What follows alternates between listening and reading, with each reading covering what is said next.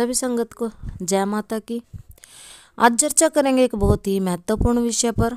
बहुत सारे लोगों का एक प्रश्न रहता है कि हमारे पितरों को मरघट काली के नीचे दे दिया गया है, मसानी के नीचे दे दिया गया है, तो उन्हें किस प्रकार से हम बंधन से मुक्त करवा सकते हैं, किस प्रकार से आज़ाद करवा सकते हैं, और क्या वास्तव में पितरों को मरघट कालिका के नीचे दिया जाता है? क्या वास्तव में पितरों का बंधन हो सकता है, या फिर पितर स्वयं ही बंधन मारते हैं, या फिर आपकी गलती होती है, या फिर किसी तांत्रिक भगत जिससे के पास आप इलाज करवाने के लिए गए हो उसने आपके पितरों के साथ ये काम कर दिया हो। देखिए, बहुत सारे लोग कई कई दरबारों में भटकते रहते हैं अपने घर की पूछा के लिए, घर के इलाज के लिए। अब तकरीबन ज़्यादातर दरबारों से मैं यही कहूँगी कि एक आध दरबार जो है, जिसमें हमारा दरबार भी शामिल है, जो शमशानों में भोग नहीं दिलवाते हैं। बहुत सारे दरबार ऐसे हैं जो शमशानों में आपसे भोग दिलवाते हैं कि कुछ उतारे के रूप में आपको कुछ सामग्रियां बताई जाती हैं और आपको शमशान में रखने के लिए कहा जाता है। 5 या 7 हाजरियां आपको देने के लिए बोला जाता है। उसमें कुछ कलेजियाँ वलेजियाँ 1000 तरह की चीज़ें होती हैं और आपसे बोला जाता है कि आप फैमिली से उतार करके इसको शमशान घाट में रख के आओ। आप लोग ऐसा करते हो और आपको कुछ टाइम के लिए, कुछ महीने, 6 महीने या साल के लिए आराम मिलना शुरू हो जाता है। तो क्या पितरों के बंधन से घर में आराम मिल जाता है? नहीं। जो आत्माएं, जो अतृप्त आत्माएं प्रेत योनि में भटक रही हैं, जिन्होंने अभी पितृ योनि ग्रहण नहीं करी है, उनको मरघट कालिका के साथ शमशानों में बिठाया जाता है। परंतु वो कुछ ही समय के लिए वहाँ पर रहते हैं, क्योंकि 1 भोग 2 भोग अगर आप देते हो, इसकी टाइमिंग रहती है। हमेशा के लिए तो कोई इंसान भोग बांध नहीं सकता, और अगर कोई इंसान जिंदगी भर के लिए बांध ले तो हो सकता है कि प्रेत शक्तियों से उनको जो है आराम मिलना शुरू हो जाए। परंतु अगर आप बार बार यही क्रिया दोहराते हो तो अन्य शक्तियाँ जो हैं, शमशान भूमि एक डाकनी, शाकनी, पिशाचनी, भूत, प्रेत, जिन्न, खबीस, इन सभी जो शक्तियां हैं ये भी शक्ति की श्रेणी में आती हैं। इनकी भूमि होती है, यानी कि ये वहाँ पर वास करती हैं। अब कुछ लोग क्या करते हैं कि बहुत ज़्यादा ही शमशानों वाली माँ को पूजते हैं और बहुत ज़्यादा ही वहाँ पर भोग देते हैं, तो अन्य शक्तियाँ उनके साथ जो है लगना शुरू हो जाती हैं, जागृत हो जाती हैं। तो अब बात करेंगे पितृबंधन की। देखिए, आप लोगों से भोग दिलवाया जाता है, आप भोग लेकर के चले जा रहे हो, तो वहाँ पर प्रेतों का बंधन किया जाता है। कुछ प्रेत ऐसे होते हैं घर में जो पितृ रूप में पूजना चाह रहे हैं, परंतु आप उनको पूजने की बजाय क्या करोगे कि शमशान में मरघट में छोड़ के आ जाओगे किसी भी भगत के कहने से। तो उनका बंधन हो जाता है एक प्रकार से। उनके नीचे जो मरघट कालिका है, जो शमशानी मशानी माता है, उनके नीचे उनको कार्य करना पड़ता है, चाहते हुए भी ना चाहते हुए भी, क्योंकि बहुत सारे तांत्रिक लोग, बहुत सारे भगत लोग ऐसे होते हैं जो भोग प्रसाद पे भूत प्रेत आदि शक्तियों से काम निकलवाते हैं, उनसे लोगों का बुरा करते हैं।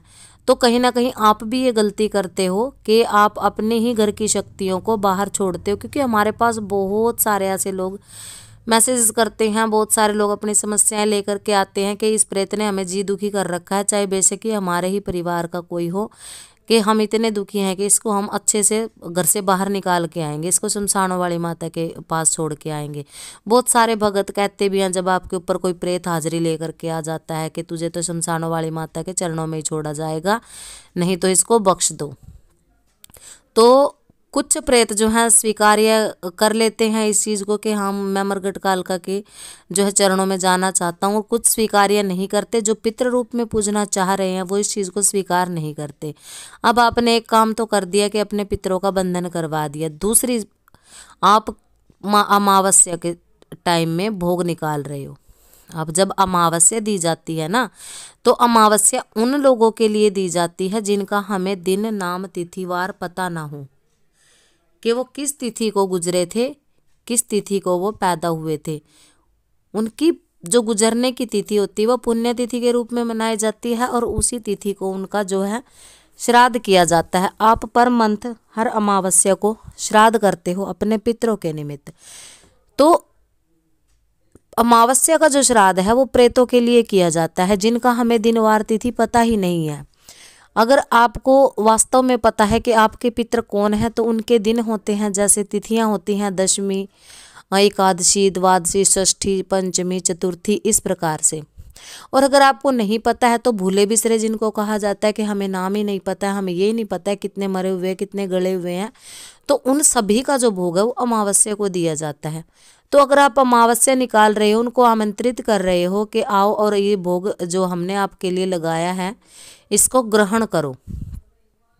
और जब वो शक्तियां माता रानी से, भगवती से आज्ञा मांग करके कि आज हमारा भोग दिया जा रहा है, हम उस भोग को ग्रहण करने जाना चाहते हैं, माँ से आज्ञा मांग करके आपके घर में उस भोग को खाने आते हैं, तो क्योंकि वो रुष्ट हैं आपसे कि आपने उनको घर से निकाल दिया, आपने उनको उनकी जो भाग था, उनकी जो सेवा थी वो नहीं दी, उनका बंधन करवाया, और एक तरफ आप उनको आमंत्रित कर रहे हो, तो वो आपकी जो है बुद्धि को भ्रष्ट कर देते हैं, यानी कि कहीं ना कहीं आपको श्राप भी देते हैं और बुद्धि को भ्रष्ट करते हैं, जिससे आपके कार्य रुकना शुरू हो जाता है, आपके शरीर में दिक्कत आनी शुरू हो जाती है, आपके घर में पैसा तो आप कमा रहे हो परंतु उसमें बरकत ही नहीं होती है, कर्ज की समस्या आपके साथ होने लग जाती है, और संतान उत्पत्ति में भी दिक्कत उन लोगों को बहुत ज़्यादा पैदा होने लग जाती है, जो स्पेशली ज़्यादातर माँ काली को पूजते हैं और ये कहते हैं कि माँ काली हमारे घर के प्रेतों को दूर करो। उनको बहुत ज़्यादा समस्याएं आती हैं, बहुत ही ज़्यादा, क्योंकि ऐसे बहुत सारे केस देखे गए हैं।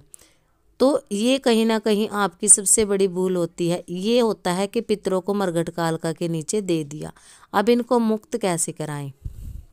अगर आपने ये गलती कर दी है तो इनको मुक्त करवाने के लिए सर्वप्रथम आपको इनके निमित्त पूजा पाठ करनी चाहिए, इनके निमित्त दान दक्षिणा होनी चाहिए, इनके निमित्त सेवा आपको उठानी पड़ेगी, इनके निमित्त आपको भोग प्रसाद निकालने पड़ेंगे। कोई खीर दे देता है, कोई मीठे चावल देता है, किसी के यहाँ खिचड़ी बनती है, अलग अलग प्रकार से हर घर में जो है भोग देने की परंपरा है।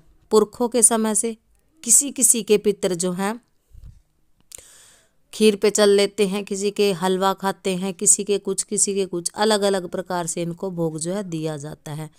तो अगर आप किसी सही इंसान से, जिसको इस चीज़ का ज्ञान हो, किसी ज्ञानी से, पंडित से मिल करके अगर उनकी मुक्ति के, अगर उनकी शांति के उपाय करते हैं तो आपको निश्चय ही आराम मिलता है। हर समस्या से धीरे धीरे करके आप छुटकारा पाने लग जाते हो। तो ये छोटी छोटी सी जानकारियाँ जो हैं चैनल के माध्यम से आप लोगों तक पहुंचाई जाती हैं। चैनल को ज़्यादा से ज़्यादा सपोर्ट करें।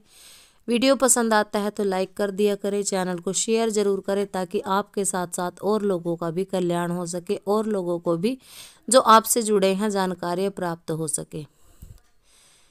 मिलते हैं नई जानकारी के साथ, तब तक सभी को जय माता की।